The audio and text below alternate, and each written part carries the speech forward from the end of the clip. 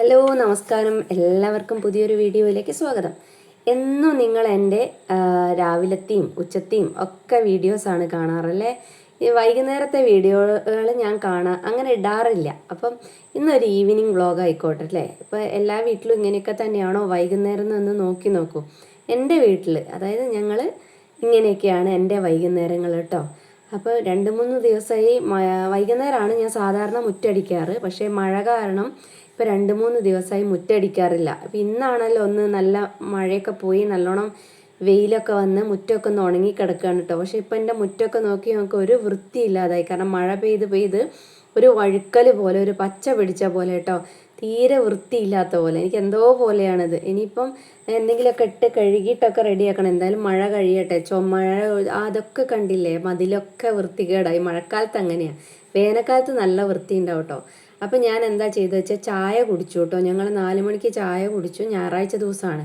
അപ്പോൾ ചായ കുടിച്ചിട്ട് ഞാൻ എന്ത് ചെയ്തു, വേഗം ഇനി മഴ ഒറ്റം പെയ്താലോ എന്ന് വേവിച്ചിട്ട് വേഗം ചായ കഴിഞ്ഞപാട് ഞാൻ പുറത്തിറങ്ങി മുറ്റടിക്കാൻ തുടങ്ങി കേട്ടോ. അപ്പോൾ മുറ്റടിച്ചുകൊണ്ട് എല്ലാ ഭാഗവും മുറ്റടിക്കുമ്പോൾ തന്നെ ഒരു നേരം ആവും കേട്ടോ. പിന്നെ അത്യാവശ്യം വലിയ ചൂലെടുത്തിട്ട് അടിച്ചു വരുന്നത് പോകുന്നില്ല, ഒരു വൃത്തിയില്ല കേട്ടോ. ആ പൂവൊക്കെ കൊഴിഞ്ഞ് കിടക്കുന്നുണ്ടില്ലേ. പിന്നെ മഴയത്ത് അങ്ങനെയാണല്ലോ, നിറച്ച് തെച്ചിപ്പൂ ഉണ്ടായിട്ടുണ്ട് കേട്ടോ. പക്ഷേ എല്ലാം തൊഴിഞ്ഞു പോവുകയാണ്. വേനൽക്കാലത്താണ് ഈ പൂവ് വെച്ചാൽ അമ്പലത്തിലേക്ക് വേണം. പക്ഷെ ഇപ്പം അമ്പലത്തിൽ നല്ലോണം നിറച്ച് പൂ കിട്ടും കേട്ടോ, കാരണം മഴക്കാലല്ലേ. വേനൽക്കാലത്താണെങ്കിൽ തുളസി ആയാലും തെച്ചി ആയാലും അമ്പലത്തിലേക്ക് നല്ല ആവശ്യം ഉണ്ടാവും കേട്ടോ.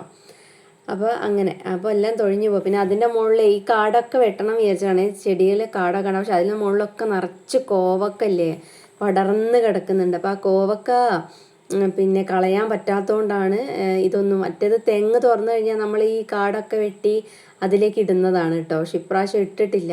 പിന്നെ അതിൽ ആ കോവക്ക പറിച്ച് കഴിയട്ടെ വെച്ചിട്ട് കുറേ പൂവ് ഇട്ടിട്ടുണ്ട് കേട്ടോ. കോവക്കേൻ്റെ പൂവ് കുറേ ഇട്ടിട്ടുണ്ട്. അതുകൊണ്ടാണ് അതെന്ത് ചെയ്യാത്തത്, എടുത്തിട്ട് കളയാത്തത് കേട്ടോ. അപ്പം മുറ്റത്ത് നിറച്ച് പൊടി, എന്ത് പൊടിയാണെന്നറിയോ. എത്രയാ ഞാൻ അടിച്ചു വാരി കളഞ്ഞത് എന്നറിയോ, അത്ര പൊടി ഉണ്ടായിരുന്നു മുറ്റത്ത്. 4 ഭാഗവും മുറ്റടിച്ച് വരുമ്പോഴേക്കും ഒരു വിധമായിട്ടോ. ഞാനൊരു 4:15 ആകുമ്പോഴേക്കും ഇറങ്ങിയിട്ടുണ്ട്. അത് കഴിഞ്ഞിട്ട് പിറ്റേന്നത്തേക്കുള്ള വിറക് എടുത്തുകൊണ്ടൊക്കെയാണ് കേട്ടോ, വിറകും ചകിരിയൊക്കെ. അപ്പം രാവിലെ ഞങ്ങൾ ഡോക്ടറെ അടുത്തൊക്കെ പോയിരുന്നല്ലോ. ഇന്ന് പാട്ട് ക്ലാസ്സിന് പോയില്ല, അപ്പോൾ ഡോക്ടറെ അടുത്തൊക്കെ പോയിരുന്നല്ലോ.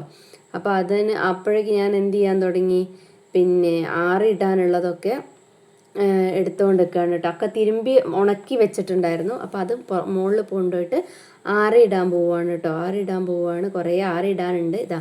ഇത് ഇങ്ങോട്ട് വരുന്ന കണ്ടിട്ട് ഇത് 2-3 ദിവസം മഴയായിട്ട് ഒന്നും ഉണങ്ങിയിട്ടുണ്ടായിരുന്നില്ല കേട്ടോ. ഈ തുണികളൊക്കെ മേലെ കിടക്കുകയായിരുന്നു. അപ്പോൾ ഇന്നത്തെ വെയിലിന് എല്ലാ തുണികളും ഉണങ്ങി. അപ്പോൾ അതും എടുത്തിട്ട് ഞാൻ പതുക്കെ താഴോട്ട് ഇറങ്ങുകയാണ് കേട്ടോ. 2 പ്രാവശ്യം കയറാൻ മടിച്ചിട്ട് ഒറ്റയടിക്ക് തന്നെ എന്ത് ചെയ്ത് അങ്ങനെ എടുത്ത് കൊണ്ടുവന്നു കേട്ടോ. ഇനി ഇതൊക്കെ മൊത്തം ഞാൻ മടക്കൊന്നുമില്ല കേട്ടോ. മോഹനേട്ടൻ നല്ല ഹെൽപ്പ് ചെയ്യും കേട്ടോ മടക്കാൻ വേണ്ടിയിട്ട്. കുറച്ചൊക്കെ ഞാൻ സഹായിച്ചു കൊടുക്കും, ബാക്കിയൊക്കെ മോഹനേട്ടൻ തന്നെയാണ് കേട്ടോ മടക്കുക. അത് കഴിഞ്ഞിട്ട് അകവും കോലയും ഒന്ന് അടിച്ചു വാരി കേട്ടോ. വെച്ചാൽ നമ്മൾ വിളക്കൊക്കെ കത്തിക്കുമ്പോഴേക്ക് കുറച്ച് ഉമ്മറവും ഹോളും ഒക്കെ ഒന്ന് അടിച്ചു വാരുക. അത് പൊടി ഉണ്ടെങ്കിലും ഇല്ലെങ്കിലും അത് നമ്മളൊരു ശീലമാണ് അല്ലേ. രാവിലെയും വൈകുന്നേരം ഒന്ന് അടിച്ചു വാരിയിടുക, എന്നിട്ട് കുറച്ച് വെള്ളമൊക്കെ എടുത്തിട്ടൊന്ന് പാറ്റുക എന്ന് പറയും.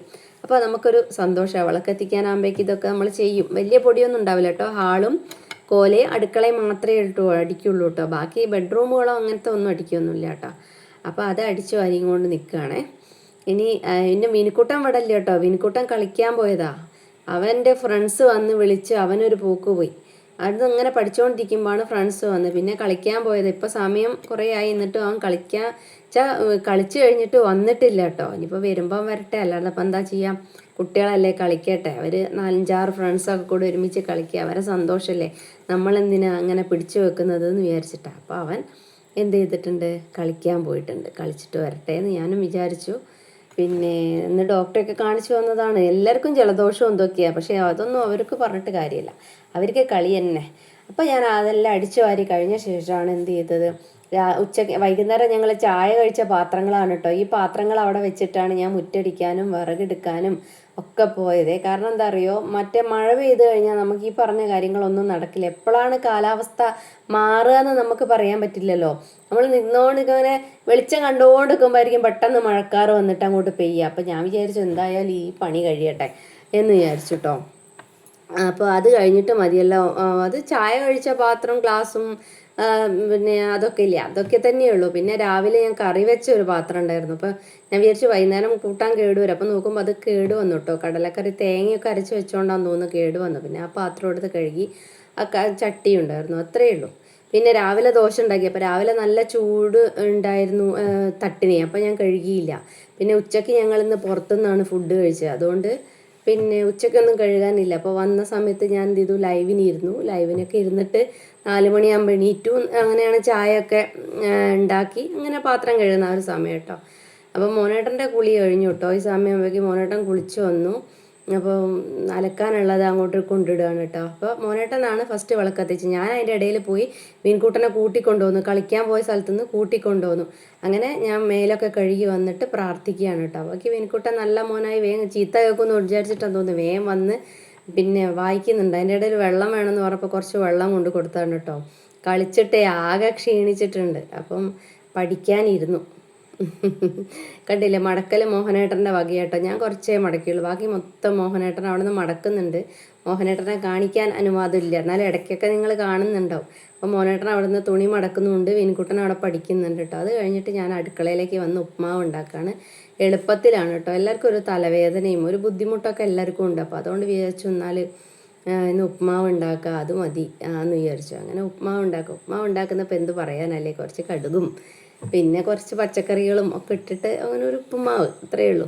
ഉള്ളിയും ക്യാരറ്റും ഇഞ്ചിയും കരുവേപ്പിലയൊക്കെ ഇട്ടിട്ട് ഒരു ഉപ്പുമാവ്. വിൻകുട്ടനാണെങ്കിൽ വിശക്കുന്നുണ്ട് എന്ന് പറഞ്ഞു. ഞാൻ ഇവനെ കൂട്ടാൻ പോയിട്ട് ഞാൻ മേലെ കഴുകാൻ വൈകി. അപ്പോഴേക്കും അതുകൊണ്ട് മോനേട്ടൻ്റെ കുളി കഴിഞ്ഞുകൊണ്ട് മോനേട്ടൻ വേഗം വിളക്ക് വെച്ചു. കാരണം ഇവൻ വരുന്നില്ല, ഫോൺ എടുത്തിട്ട് കിട്ടുന്നില്ല. അപ്പോൾ ഞാൻ അവനെ കൂട്ടാൻ വേണ്ടി അവിടെ പോയി. അവൻ കൂട്ടി വന്ന് അപ്പോൾ അവൻ വേഗം സൈക്കിളാണ് പോയത്. ഞാനിവിടെ എത്തുന്നതിന് മുമ്പ് അവൻ ഓടി വന്നിട്ട് വേഗം കുളിക്കാൻ കയറിയിട്ടുണ്ട്. അങ്ങനത്തെ കള്ളക്കുട്ടനാണ് അത്. അപ്പോൾ ഞാൻ എന്ത് ചെയ്തു, പിന്നെ ഞാൻ കുളിയൊക്കെ കഴിഞ്ഞ് കുറച്ച് നേരം ദൈവത്തിന് നാമൊക്കെ ജപിച്ചൊക്കെ ഇങ്ങോട്ട് വരുമ്പോഴേക്കും തന്നെ നേരമായി.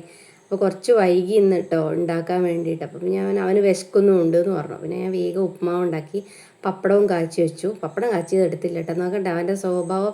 അവിടെ വന്നിരുന്നിട്ട് അവിടുത്തെ കഥ പറഞ്ഞു തരിക എനിക്ക്. അവിടെ കളിക്കാൻ പോയ കഥയും പിന്നെ ഫുട്ബോൾ കളിച്ച കഥയൊക്കെ. നല്ല സോപ്പിംഗ് ആണ് കേട്ടോ ആള്.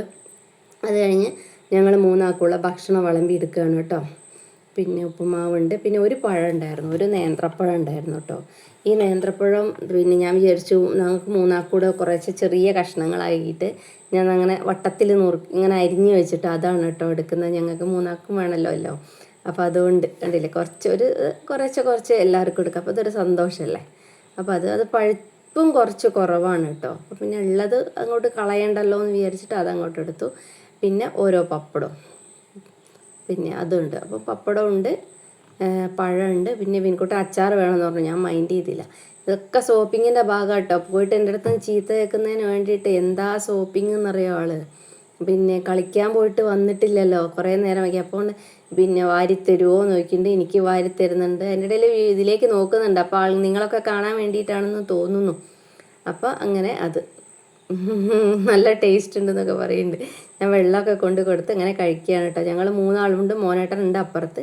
അപ്പോൾ ഇന്നത്തെ വീഡിയോ ഞാനിപ്പോൾ ഇവിടെ വൈൻഡപ്പ് ചെയ്യാണ്. എല്ലാവർക്കും വീഡിയോ ഇഷ്ടമായി എന്ന് വിചാരിക്കുന്നു. ഇഷ്ടമായാൽ ലൈക്കും കമൻറ്റും ഷെയറും ഹൈപ്പും തരണേ.